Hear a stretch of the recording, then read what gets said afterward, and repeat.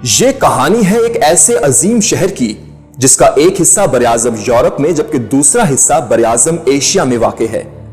حضرت عیسیٰ علیہ السلام کی پیدائش سے بھی 6000 سال پرانی تاریخ کے حامل اس شہر کا موجودہ نام استنبول ہے، جس کی دلچسپ تاریخ جان لو کہ اس ایپیسوڈ میں آپ کو سنائی جا رہی ہے۔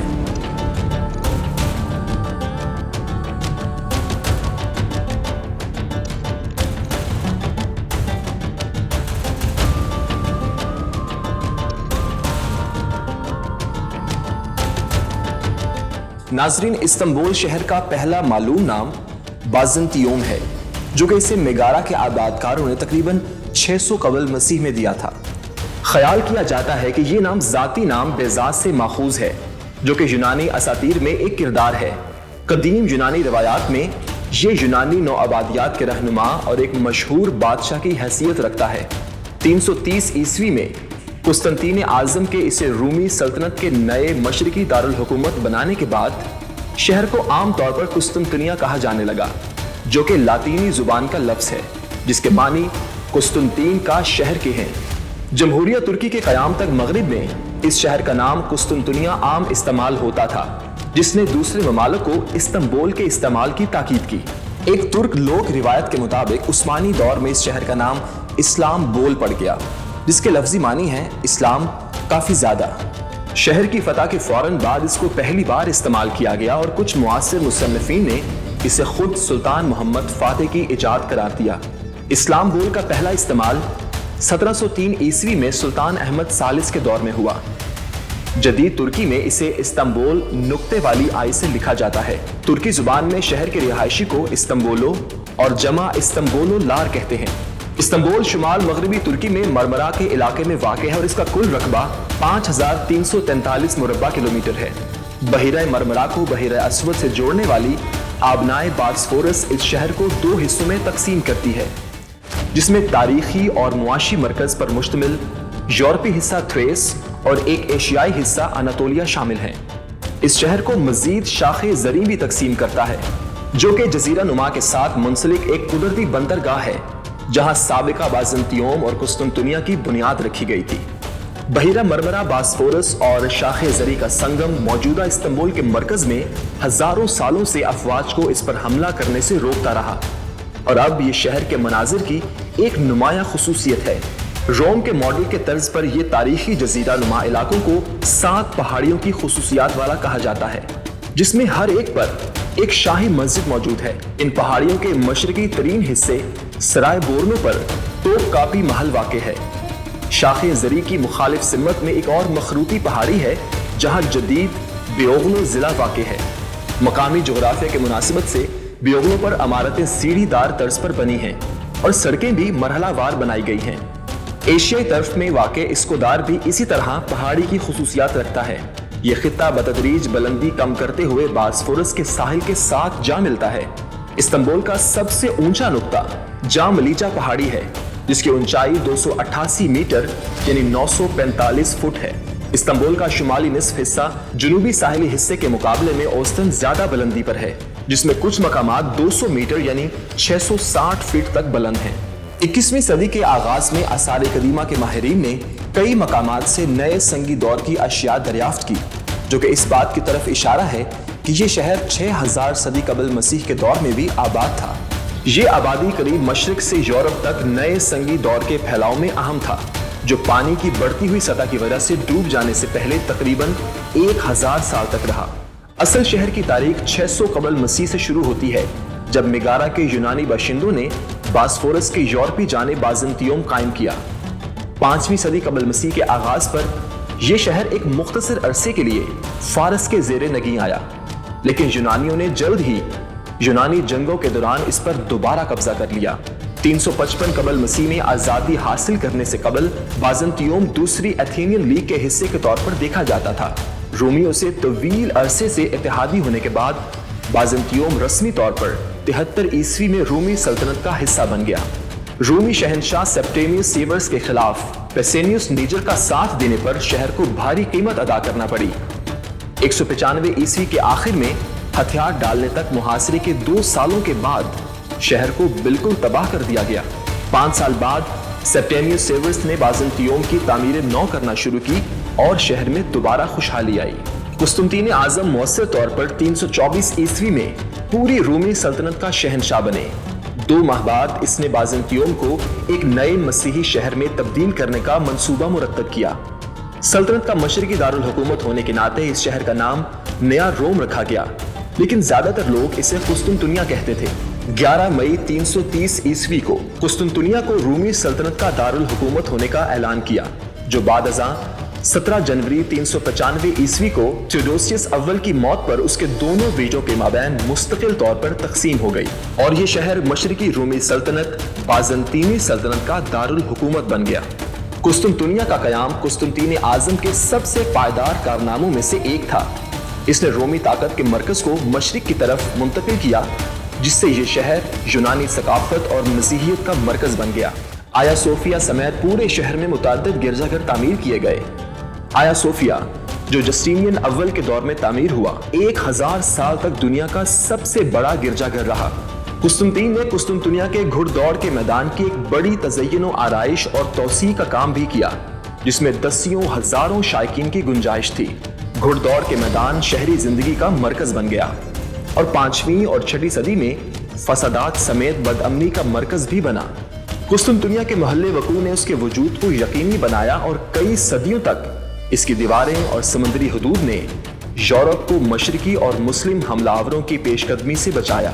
शहर बरआज़म यूरोप का सबसे बड़ा और दौलतमंद शहर था और कई औकात में ये दुनिया का भी सबसे बड़ा शहर था। 1025 ईस्वी में बासिल सानी के दौरे हुकूमत के खात्मे के बाद कुस्तुंतुनिया की तनज़्ज़ुली का दौर शुरू हुआ। 1204 ईस्वी में चौथी सलीबी जंग अपने मकसद से हटा दी गई और सलीबियों ने इस शहर को लूटा खसूटा। उन्होंने रासिखुल एतकाद बाज़ंतीनी सल्तनत की जगह लातीनी सल्तनत कायम की। आया सोफिया को 1204 ईस्वी में कैथोलिक चर्च में तब्दील कर दिया गया। 1261 ईस्वी में बाज़ंतीनी सल्तनत बहाल हो गई, ताहम वो काफी कमजोर हो चुकी थी। कुस्तुंतुनिया के गिरजाघर का दिफा और बुनियादी खिदमात नाकारा हो गई और 8वीं सदी के दौरान इसमें आबादी निस्फ मिलियन से कम होकर 1 लाख हो गई। ताहम 1261 ईस्वी की बहाली के बाद इस शहर की कुछ खिदमात बहाल हो गईं। आंद्रोनिकोस दोम की वज़ा करदा मुतअद्दिद मुआशी और फौजी हिकमत अमलियों जैसे फौज की तादाद में कमी ने सल्तनत को कमजोर किया और इसे हमले के खतरे से दोचार किया। 14वीं सदी के वस्त में उस्मानी तुर्कों ने आहिस्ता आहिस्ता छोटे कस्बों और शहरों पर कब्जा करना शुरू कर दिया और कुस्तुंतुनिया की रसद के रास्तों को मुनक़ता करने की हिकमत अमली का आगाज किया। 29 मई 1453 को 8 हफ्तों के मुहासरे के बाद सुल्तान मोहम्मद फातेह ने कुस्तुंतुनिया पर कब्जा कर लिया और इसे सल्तनत उस्मानिया का नया दारुल हुकूमत करार दिया। शहर में दाखिले के कई घंटों बाद सुल्तान आया सोफिया में गए और एक इमाम को तलब किया, जिसने शहादत के बाद इसे मस्जिद में तब्दील करने का ऐलान किया। क्योंकि शहर ने अमन से हथियार डालने से इनकार किया था, सुल्तान मोहम्मद फातेह ने अपने लिए नया लक़ब कैसर रूम इख्तियार किया, जो रूमी लक़ब कैसर के बराबर करार दिया गया और उस्मानी रियासत को उस्मानी सल्तनत में तब्दील कर दिया गया। कुस्तुंतुनिया की फतह के फौरन बाद सुल्तान मोहम्मद फातेह ने शहर की बहाली का काम शुरू कर दिया और मुहासरे के दौरान शहर से फरार होने वाले अफराद को वापस आने का कहा और अनातोलिया के दीगर इलाकों से मुसलमानों, यहूदियों और ईसाइयों को यहाँ पर आबाद किया। उसने पूरे यूरोप से लोगों को दारुल हुकूमत में मदऊ किया, जिससे एक कसीरुल सकाफती मुआशरा तश्कील पाया जो उस्मानी दौर के बेशतर हिस्सों में कायम रहा।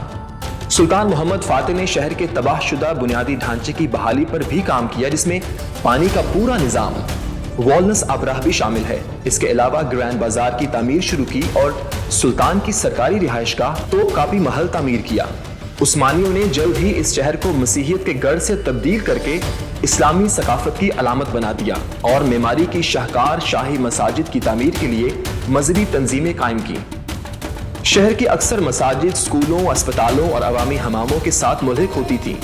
1517 ईस्वी में उस्मानी खानदान ने खिलाफत का दावा भी कर दिया और कुस्तुंतुनिया 4 सदियों तक इस आखिरी खिलाफत उस्मानिया का दारुल हुकूमत रहा। सुल्तान सुलेमान अव्वल का दौरे हुकूमत 1520 ईस्वी से लेकर 1566 ईस्वी तक कायम रहा और खास तौर पर उस दौर में मेमार सनान पाशा ने शहर में मुतअद्दिद इमारतें तामीर की, जो फन तामीर और उसकी अजीम फनकाराना सलाहियतों का मुंह बोलता सबूत है। ये वो दौर था جب عثمانی فنون اور اسلامی خطاطی کو بھی بہت فروغ ملا۔ 19ویں صدی کے آغاز میں بغاوت کا ایک دور شروع ہوا اور ترقی پسند سلطان محمود ثانی کے عروج کا نتیجہ بھی بنا۔ اس کے ساتھ ہی دور تنظیمات کا آغاز ہوا جس نے سیاسی اصلاحات کی اور شہر میں نئی ٹیکنالوجی متعارف کروانے کی اجازت دی۔ اسی دور میں شاخ زریں پر پل تعمیر کیے گئے اور 1880 کی دہائی میں قسطنطنیہ باقی یورپی ریلوے نیٹ ورک سے منسلک ہو گیا۔ جدید سہولیات جیسے پانی کی فراہمی کا نیٹ ورک، بجلی، ٹیلی فون اور ٹرام آہستہ آہستہ اگلی دہائیوں میں قسطنطنیہ میں متعارف کروائے گئے۔ 1919 سے 1922 میں ہونے والی ترک جنگ آزادی کے بعد انقرہ میں ترکی قومی اسمبلی نے 1 نومبر 1922 کو سلطنت عثمانیہ کا خاتمہ کر دیا اور آخری عثمانی سلطان محمد وحید الدین کو ترکی کے لیے نامناسب شخص قرار دے کر ملک بدر کر دیا۔ 17 نومبر 1922 کو برطانوی بحریہ کے جنگی جہاز ملایا پر سوار ہو کر وہ جلات وطنی میں چلے گئے اور 16 مئی 1926 کو سان ریمو اطالیہ میں انتقال کر گئے۔ 24 جولائی 1923 کو معاہدہ لوازن پر دستخط ہوئے اور قسطنطنیہ کا قبضہ 4 اکتوبر 1923 کو شہر سے اتحادیوں کی آخری افواج کی روانگی کے ساتھ ہی ختم ہو گیا۔ انقرہ حکومت کی ترک افواج 6 اکتوبر 1923 کو ایک تقریب کے ساتھ شہر میں داخل ہوئیں جس کی کمان شکرو نائلی پاشا کر رہے تھے۔ اس دن کو یوم آزادی استنبول کے نام سے یاد کیا جاتا ہے اور اس کی سالگرہ ہر سال منائی جاتی ہے۔ 29 اکتوبر 1923 کو ترکی قومی اسمبلی نے ترک جمہوریہ کے قیام کا اعلان کیا اور انقرہ کو اس کا دارالحکومت قرار دیا۔ مصطفیٰ کمال اتا ترک جمہوریہ کے پہلے صدر بنے۔ ناظرین، استنبول بنیادی طور پر بازنطینی اور عثمانی فن تعمیر کی وجہ سے جانا جاتا ہے، لیکن اس کی عمارتیں مختلف اقوام اور سلطنتوں کی عکاسی کرتی ہیں جنہوں نے اس شہر پر حکمرانی کی۔ جنوائی اور رومی فن تعمیر کی مثالیں استنبول میں اپنے عثمانی ہم منصبوں کے ساتھ دکھائی دیتی ہیں۔ کلاسیکی یونانی دور کی کوئی تعمیر باقی نہیں بچی، لیکن رومی فن تعمیر زیادہ پائیدار ثابت ہوا۔ قسطنطنیہ کا گھڑ دوڑ کے میدان میں تھیوڈوسیوس کا بنایا گیا ستون سلطان احمد چوک سے اب بھی نظر آتا ہے اور 4 صدی کے آخر میں تعمیر کی جانے والی والنس آبراہا کا ایک حصہ ضلع فاتح کے مغربی کنارے پر نسبتاً برقرار کھڑا ہے۔ قسطنطین کا ستون، جو کہ رومی شہنشاہ قسطنطین اعظم کے حکم پر 330 عیسوی میں تعمیر کیا گیا، ایک رومی یادگار ستون ہے۔ یہ بازنطیون کے رومی سلطنت کے نئے دارالحکومت کے طور پر قسطنطین اعظم نے اس کا نام بدل کر نوا روما رکھا۔ یہ قسطنطنیہ کے گھڑ دوڑ کے میدان کے قریب ہی واقع ہے۔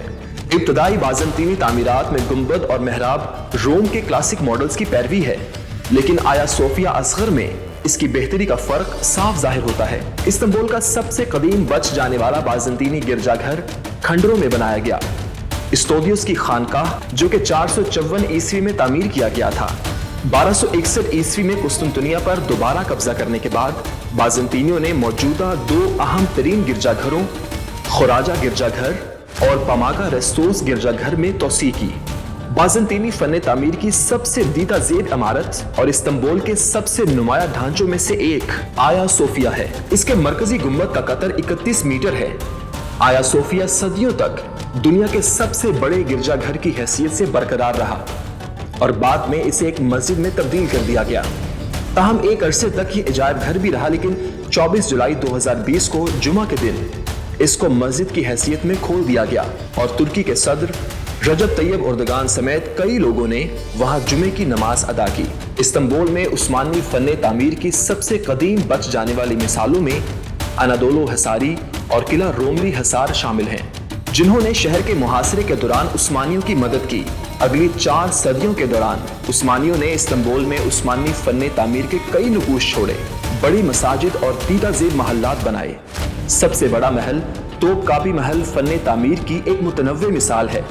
حرم کے اندر باروکی سے لے کر اس کے جدید کلاسیکل طرز تعمیر کا اندرون مکتب، شاہی مساجد میں فاتح مسجد، بایزید دوم مسجد، یاوس سلیم مسجد، جامعہ سلیمانیہ، سلطان احمد مسجد اور یینی مسجد شامل ہیں۔ یہ سب 16ویں صدی اور 17ویں صدی میں سلطنت عثمانیہ کے عروج کے دور میں تعمیر ہوئیں۔ اگلی صدیوں میں خاص طور پر دور تنظیمات کی اصلاحات کے بعد عثمانی فن تعمیر کو یورپی طرز کے ذریعے سر انجام دیا گیا۔ اس کی مثال شاہی نور عثمانیہ مسجد ہے۔